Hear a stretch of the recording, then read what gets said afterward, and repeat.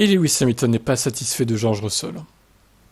George, il commence à poser problème. Non pas par ses performances, qui sont bonnes, je dis pas le contraire, mais sauf qu'il supporte pas d'être derrière Hamilton, en fait. Donc il va absolument rester devant lui, même si ça nique la course des deux, quoi. On aurait dû échanger plus tôt les positions, j'aurais dû prendre le plus d'avance possible pour creuser l'écart le plus grand possible avec les Ferrari. Russell essayait de se battre avec moi. Il abîmait ses pneus et je pense que ça a compliqué les choses. Le fait est que nous nous battons pas l'un contre l'autre dans le championnat des équipes. En tant que pilote, ce n'est pas important de savoir où nous sommes. Ce qui est important, c'est que l'un d'entre nous termine devant la Ferrari et qu'il conserve sa position. Aujourd'hui, nous avons vraiment eu besoin de travailler en équipe. Ok, bon. Ouais, alors le reste des interviews, c'est sur Team F1 Mercedes News, évidemment. Lien dans la description.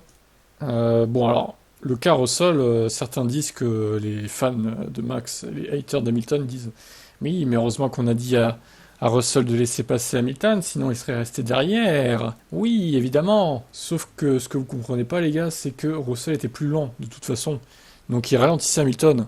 Et je rappelle quand même qu'on se bat, nous, Mercedes, on se bat, d'accord? On n'est pas dominateur, on se bat contre une équipe qui est Ferrari. On n'a pas une fusée, d'accord? On l'a eu par le passé, mais on l'a plus. Et oui, donc on est obligé de faire des stratégies d'équipe. En plus, les deux pilotes sont assez proches l'un de l'autre en termes de perf, comme les pilotes Ferrari d'ailleurs, ce qui n'est pas le cas de vous, chez Red Bull, où l'un éclate l'autre et l'autre fait n'importe quoi et rentre dans tout le monde. Perez. Donc effectivement, nous, on doit faire des consignes d'équipe. Mais Ferrari aussi d'ailleurs. C'est ce qu'on a vu à Singapour avec Charles Leclerc, qui a aidé Carlos au début de la course. Donc voilà, faut pas créer au scandale parce qu'on demande à Russell de laisser passer Hamilton.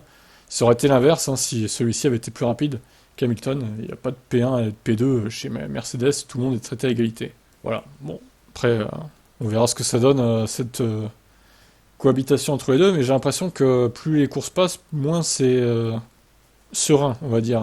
Un peu comme chez Alpine, ça se dégrade de plus en plus, on dirait. Bon, qu'est-ce que vous en pensez, vous?